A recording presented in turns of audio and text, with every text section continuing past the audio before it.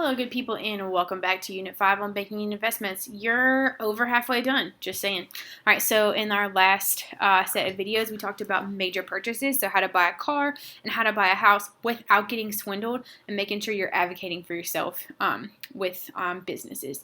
So now we're going to talk about protecting your investments. So we've spoken about investments in risk, we've spoken about purchasing major assets, and now we're going to learn how to keep them safe, all right, and keep your money safe as well. So let's get into it, all right? Also, please just see this meme and laugh because it's funny. All right, so next, what can you do to actually protect your investments? Well, let's go ahead and review fraud. So remember, in order to protect investments, you have to know what types of fraud can be committed against you. So identity theft, they're stealing your personal info, like your social security number. People will go to very extreme lengths in order to make them look like the victim and you look like the scammer. Be mindful of that. Remember, insider trading and Ponzi schemes. Insider trading is when you use private information for stock gain. And then pyramid schemes are when they're the weird things you see on Instagram, like people's names inside of them. If you see those on Instagram, run away, scroll away. Don't click on it. Don't click like. Don't be like, would you like to invest in this business opportunity? No, it's a scam. Okay, don't do that. Don't get fooled. All right, the next one is forgery. So remember, we fake art, documents, signatures, that sort of thing. Tax fraud is faking documents in order to avoid paying taxes. Like, no, my salary was only this much money. Fault. Okay. All right. And the last one is insurance fraud. So we've talked about all this before in our day that we talked about fraud. So this is thinking about things that you can do to protect investments. All right. If you saw the review of fraud thing on your note sheet, that's what that is. Okay. All right. So how can you protect your assets? Okay. You can use insurance to do so. Remember, that does not protect against risk. You took the risk. You knew what could happen. You knew the stakes. It could either be positive or negative. All right. Insurance protects against unforeseen stuff. Make sure you keep track of all your expenses. If you mysteriously have a $500 charge for something in your bank account and you're like, I don't know what this is, call the fraud department if they haven't already called you and be like, listen, this wasn't me. I have all these receipts to prove that these are the only things that I have spent money on. I don't know what this purchase is about. Freeze my card. Send me a new one. I don't know if this is what's going on here. Okay. Only take calculated risks with your assets. Okay. Don't be out here gambling stuff away. Don't be out here trading up a paperclip for a house. I know a girl on TikTok here recently has been like, I'm going to trade a bobby pin up to a house. Okay, I guess that's fine if you want, but just be mindful that she's taking calculated risks. Okay, so do the same. Be mindful of the purpose of your asset. Okay, so if it's for retirement, if you have retirement accounts, if you have a car that you only bought because it's got good resale value and it holds its value very well over time and doesn't decrease a whole lot over time, cool, fantastic, great, wonderful. All right, so just be mindful of that. All right, and then Lord help, this just said care instead. Whew. Oh man, I gotta sleep. All right, so take care of your business and take care of your stuff, okay? So take care of your things. Don't trash a house and then expect to get a lot of money out of it. That's not how it works, okay? Just saying. Or don't trash a car and be like, yeah, it's gonna be great. All right, so if you're going to have a bold strategy, make sure that it pays off, okay? If y'all haven't seen Dodgeball, please watch it, okay? All right, so how can you protect specifically your stocks? Because like we said, the stock market is not going to be covered by insurance, but there are things that you can do, and there are things that are put in place to protect stocks in case somebody is trying to swindle people, okay? So there is this thing called the SEC. This is how the government is protecting against this. This is the Securities and Exchanges Commission, okay? So securities are anything that can get you some cash or exchanging money or stocks. They are trying to make sure that the stock market is fair and that everything that is happening inside of trading is legal, okay?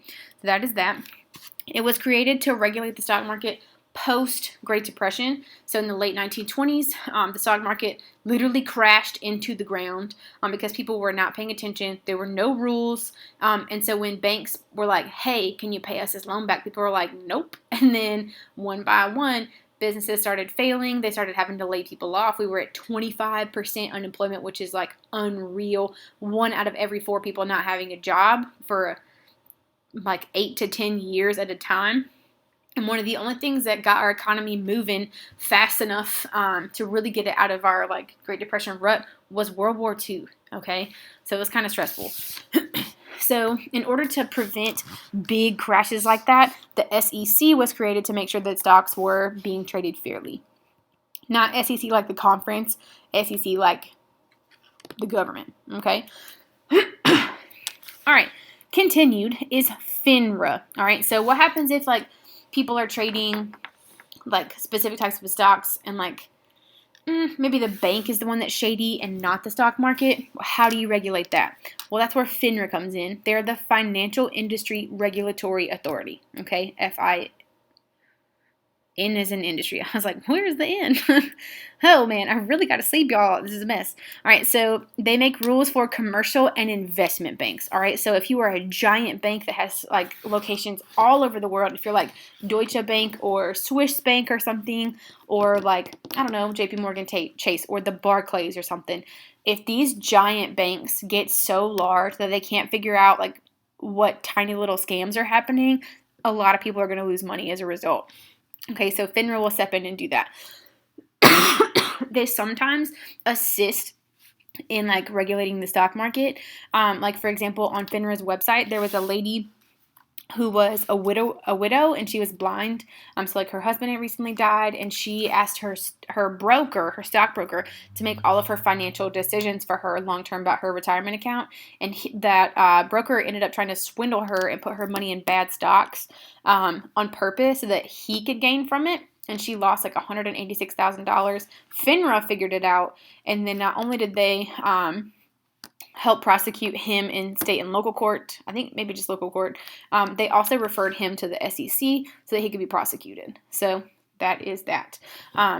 So they were created post-2000 recession because the SEC can only do so much, and then FINRA comes in and like picks up the slack where the SEC can't like see things, or where the SEC is like, this is a banking thing, this is not the stock market, we need some help.